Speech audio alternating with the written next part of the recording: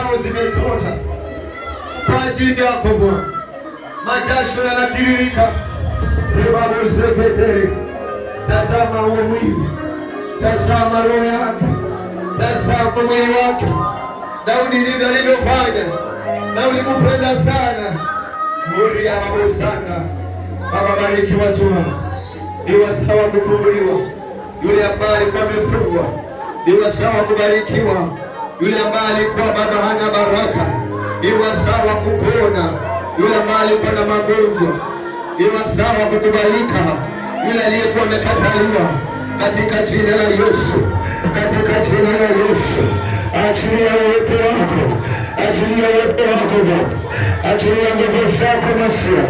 Kile kilichokuwa kinakufa kitafufuka kwa sababu ya kupata uhai wa Bwana, kitafufuka kwa sababu ya kupata nguvu za Bwana, katika jina la Yesu Kristo. Kuna matumaini yalikuwa